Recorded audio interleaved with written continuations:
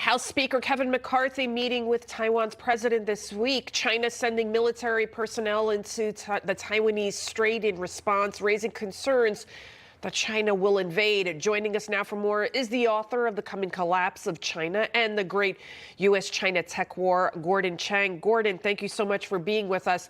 What do you make of these House speakers meeting? It was absolutely essential for the Speaker of the House to show support for Taiwan.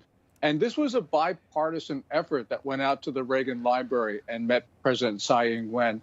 You know, China is always going to huff and puff. They've now got these military drills that are bracketing the main island of Taiwan. China has threatened to interdict ships in international water. But the United States just needs to stand firm. This is aggression, pure and simple, on the part of China, and we have to resist it.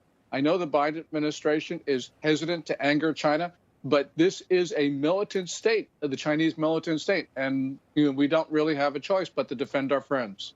No, China is announcing that it is combat ready and it's surrounding Taiwan. Could we see an invasion this year? Anything is possible, Lydia. The odds are that there won't be an invasion, but I think that if a war starts, it won't be because of an invasion. It'll be because of some accident. China is engaged in some very dangerous intercepts in the air in the South China Sea, and also in the vicinity around Taiwan. One of those could go wrong.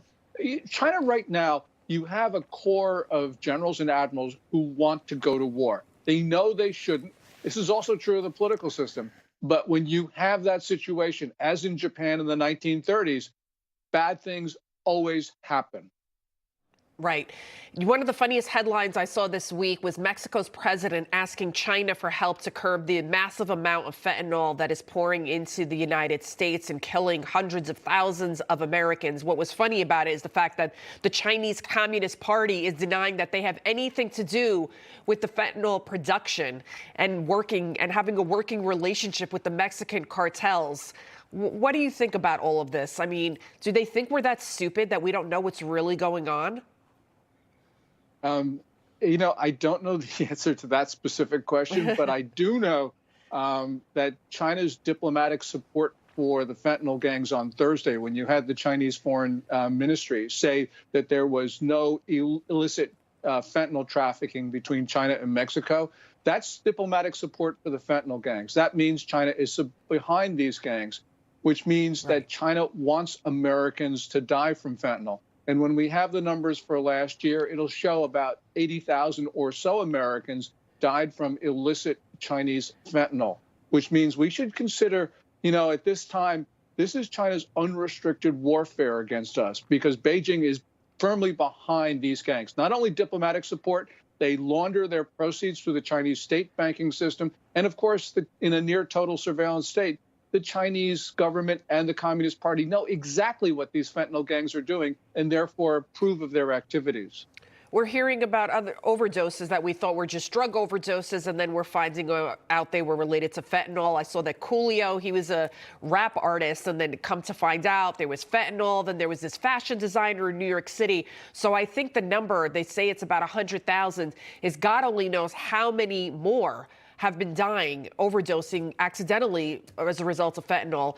Now, new reports are also showing that the Chinese Communist Party spy balloon actually did gather intelligence from sensitive U.S. military sites. And if you remember, even the Biden administration was saying, no, they didn't get any information. And I mean, what do you think about this?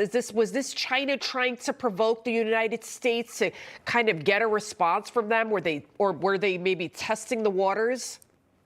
Yeah, this showed the utter disrespect that China has for the Biden administration and for America.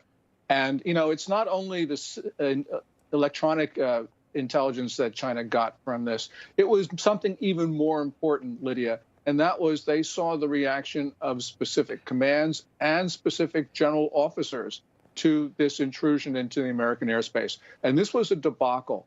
For 4 days, the Pentagon this balloon was flying over the U.S. and Canada, and the Pentagon did not inform the President of the United States, according to reporting, which I believe to be true, which means a failure of decision-making at the top levels of the Pentagon. I've never seen anything like this. I don't think anybody else ever has. And it showed China that perhaps they could attack the U.S. and the Pentagon would fail in some way to communicate. This is really serious. It was serious for 4 days. It's unbelievable. Thank you so much, Gordon Chang, and happy Easter. Happy Easter, Lydia.